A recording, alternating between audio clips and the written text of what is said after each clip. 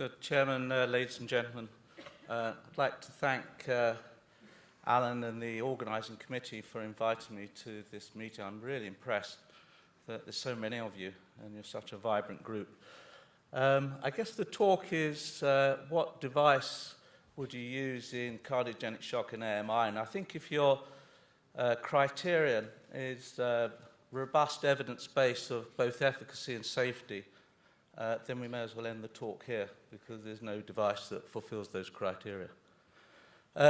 However, you'll notice that I am an interventional cardiologist, and although I'm not an expert on ECMO and I'm not an intensivist, I do know about cardiogenic shock. And these are patients who really don't do very well at all. You heard from Thomas just now that the outcomes are really poor.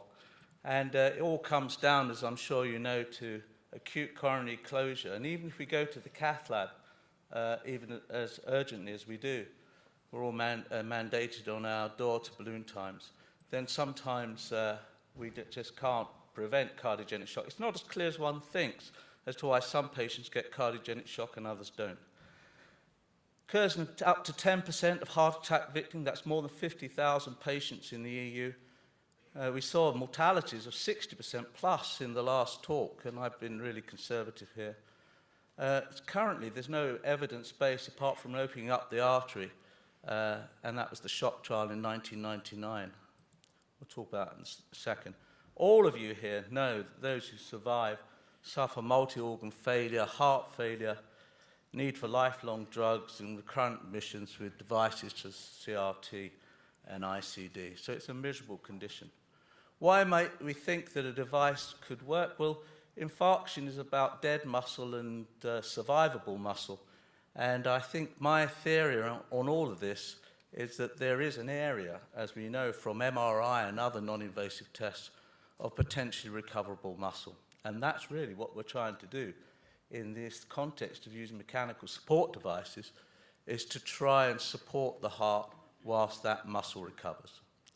The outcomes are poor. I mean, this is some data we have from our data, but you've heard of other registry data of 60% mortality. Look at the difference between ACS with and without cardiogenic shock.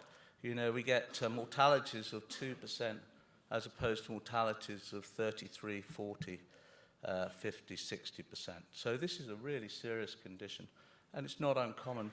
You know, and if this was cancer, then I think with this sort of mortality, then there would be a huge research investment in this topic, but it isn't.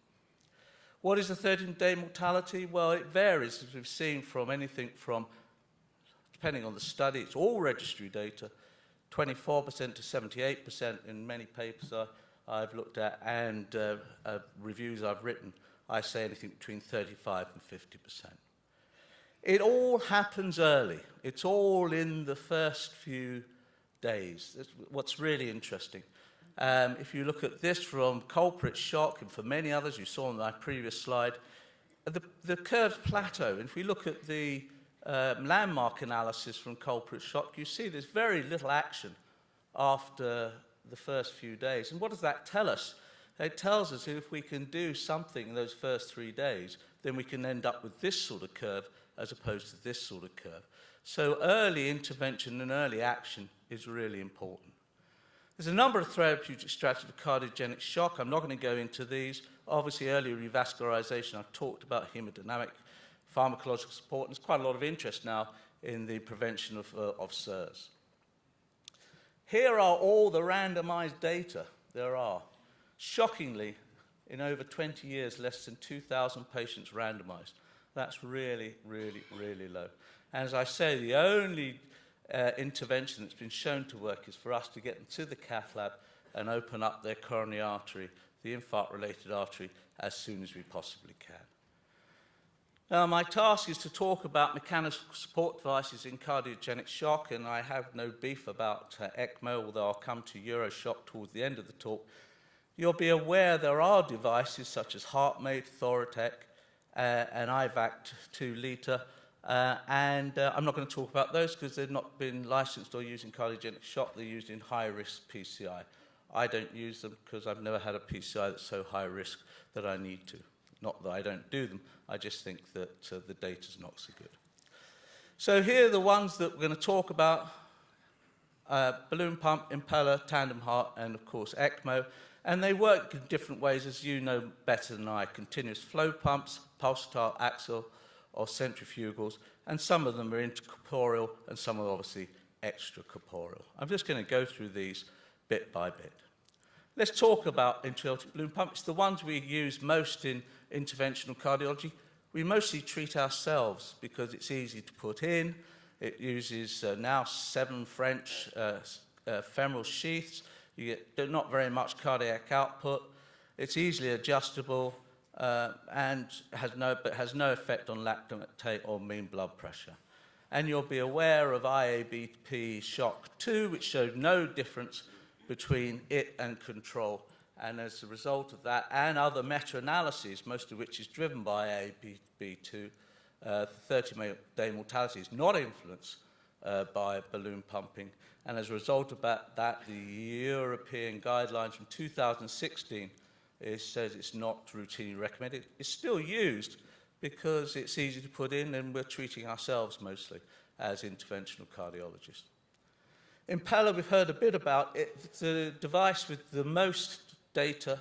It's a pump, as you know, takes blood from the ventricle. Many of you will be aware of this. Again, we can put it in very easily through a femoral puncture. It's what we do all the time.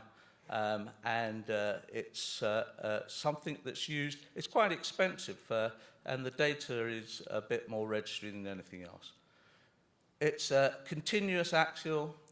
Flow could be anything between 4 litres to 5 litres. The French sizes are really quite big when you get up to the impeller 5. You get good cardiac output. It's not extracorporeal, which is good, but you do get vascular complications, as you all know, when you're using such large French sizes percutaneously. The data, like for all of these devices, is really, really poor. It's mostly registry, it's few patients. Here's some with 26 patients in cardiogenic shock, complicating AMI, randomized to receive balloon pump or impeller, and you can see it improved the hemodynamics, faster fall in lactate, but no difference in 30-day mortality, but maybe you wouldn't expect it with those so few numbers. There is a very, very big database out there, and I was shocked when I came across this. It's absolutely huge in America. It's all registry observational data. Registry and observational data are as flawed as data can be, because you can select which patients to put the device in, and you may select, for example, the patient who you think is going to do better. And in those circumstances, it'll seem to be that the device is working. Here's 61,000 usage in the IQ database, 20,000 in cardiogenic shock, 34%. Here's the CVAD registry data for impeller, 1,500 patient cardiogenic shock. These are FDA pre- and post-marketing studies. It now has FDA approval in the United States. And these are the sort of data you get. I bring you to this little box down here in multivariate analysis. Use of impeller increased survival. Again, registry data, remember that. They may only do it in patients who can survive. Pre-PCI, and that's something that's quite contentious, certainly in my mind, and something I'll come back to in a short while. So pre-PCI and PA catheter use has an odd ratio of 1.66. And you can see the volume of impeller used in the hospital, high, you get better mortality. Pre-PCI impeller, 59% versus 52%. I'm sorry for the graphics. And hemodynamic monitoring. And if we go on from that, we've all seen all the time survival by age goes down, survival by impeller use goes up at the hospital, and those are the other things I've discussed before. This is the CVAD registry for impeller, prospective registry use, enrollment year on year. There are 2 things that have come out of these various data, mostly driven by Bill O'Neill from the States, 2 main papers. All suggest prior to PCI in the setting of cardiogenic shock. This is what this, and I'll show you this data in a second. And again, early initiation mechanical circulatory support. And this is something I think is important. I think many people get ECMO when they're already on the way to dying. And I think this idea of refractory cardiogenic shock really tells us that the patient is not going to survive. They get that spiral of adverse compensatory adrenaline and vasoconstriction, and it's always too late. So there is some benefit, some value in some of the benefits they talk about here. This is 154 patients, and you can see if you give impeller, put the impeller in pre-PCI, then you get a better outcome in log rank P 0.004 compared to impeller post-PCI.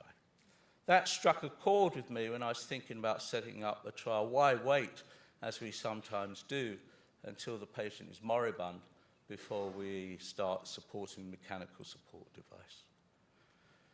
There is a randomized trial. I mean, if you were to go from Denmark and get Germany to join you in the randomization, who on earth would develop that acronym? I have no idea. I think it's most bizarre. It was Dan Shock, it's now called Danger Shock. I think it's the most bizarre thing I've seen.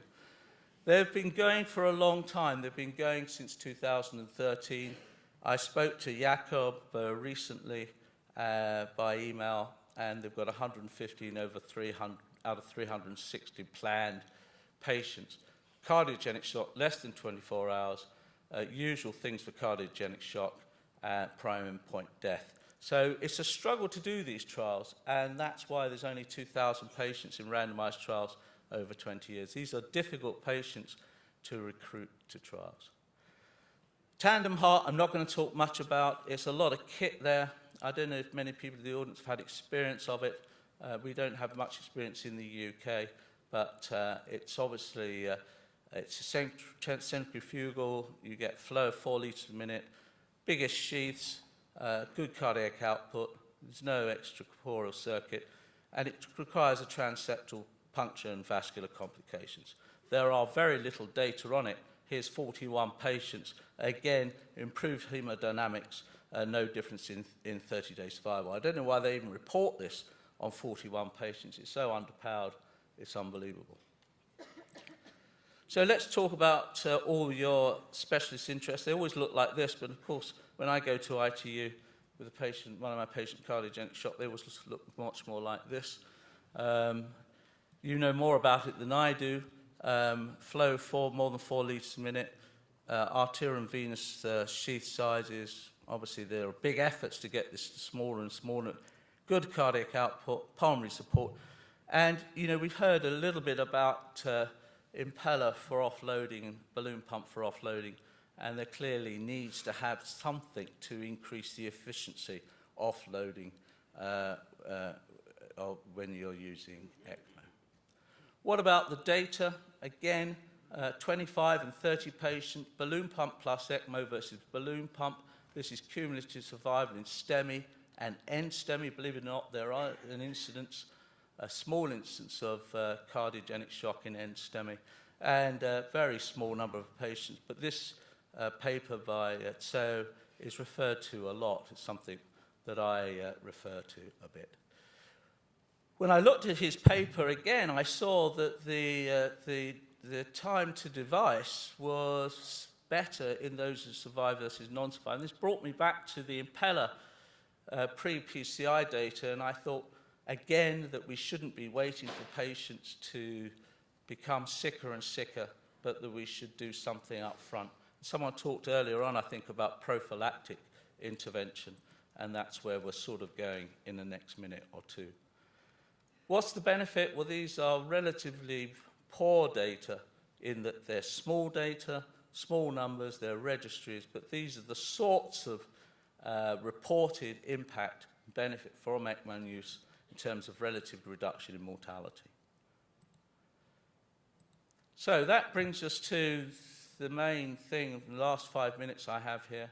So today, apart from opening the infarct-related, in terms of therapy, we've had nothing that's had any impact on mortality. I mean, look at Thomas's talk just now showing mortalities of 60 and 70% was quite extraordinary. I mean, even I was surprised at some of those from the German registry. There are multiple devices, they're small numbers, and really they're all registry data. And many of you, I see Alan in the front row there, know about this next slide, and this is the EuroShock trial, which I hope will make a difference to at least provide some data on whether or not ECMO can be a valuable benefit in cardiogenic shock. I applied 2 or 3 years ago for the Horizons 2020 to look at this after I had a patient who died again after getting ECMO too late in the day, in my opinion. This is the project overview. 14 partners or beneficiaries throughout Europe, one from Barcelona, Manel Sabate. 45 recruiting centres. We got 6.5 million euros to do this study. A project from 5 years to 2008 and 2022. So I say it's funded by Horizon 2020 and is the large clinical trial worldwide for the early use of ECMO in patients with cardiogenic shock. And here's the study. They present with cardiogenic shock, complicating acute coronary syndrome, the usual definition of cardiogenic shock. We don't put patient on ECMO first. We're driven by door to balloon times. So we have to do the PCI. We cannot delay. We cannot wait 15 or 20 minutes. We get punished for that. And more importantly, when we do PCI, I had a patient recently, a primary PCI, who had cardiogenic shock who got better once I'd opened up his infarct-related artery. So we do revascularization, culprit lesion only based on EuroShock. We then wait about 30 minutes to see if they get better. We do an echocardiogram to ensure that they don't have a mechanical cause of cardiogenic shock. They meet all the inclusion criteria. We do verbal consent. If it's provided, we randomize them to a standard group, getting all standard therapy, escalation of medical treatment, but no mechanical support device allowed. Now, clearly, if they're going to get mechanical support device in the standard group, then we will do a per-protocol analysis, as well as the intention to treat analysis, would allow us to determine which these patients. We can't, a balloon pump is allowed here, but anything else, Impeller or ECMO, is really highly unrecommended. But if they get it, then obviously it's intention to treat, but we do a per protocol. In our ECMO group, if still in cardiogenic shock at 30 minutes, again, medical escalation only, they can't get Impeller in addition. If they do, then it's a they get into per protocol analysis. The primary endpoint is 30-day mortality. Here's the headlines. 428 patients, powered to show a 27.5% reduction in mortality with ECMO, started after primary PCI, prophylactic, upfront, not waiting for the patient to get worse and get the downward spiral. All-cause mortality at 30 days. Our first patient, we hope, will be in April or May. We're just getting, I'll show you green light. The inclusion criteria can only be secondary to ACS, type 1 NSTEMI or NSTEMI or NSTEMI. As I say, persistent cardiogenic shock. And the PCI can be successful or unsuccessful. It's not about successful PCI. There's no selection there. We exclude mechanical causes of cardiogenic shock. Deemed too frail, we use the Canadian frailty score.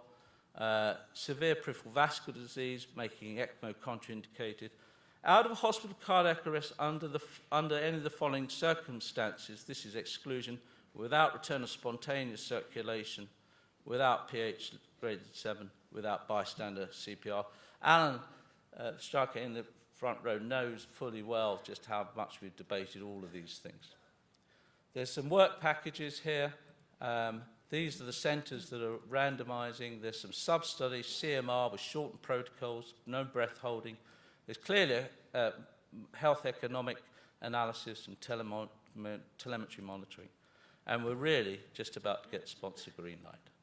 So in summary, just with 30 seconds to go, cardiogenic shock, as an interventional cardiologist, I see it at the front end, occurs in up to 10% of patients with acute coronary syndrome, associated with high levels of mortality and morbidity. Outcomes are improved by early and prompt revascularization, no balloon pumps. Other devices require evaluation and controlled trials, including ECMO. Registry data for Impeller is a bit appealing, but is not proven. And I think EuroShock is going to be the randomised trial that hopefully will give ECMO a place in the management of patient cardiogenic shock. And I'd like you to watch this space. Thank you very much indeed.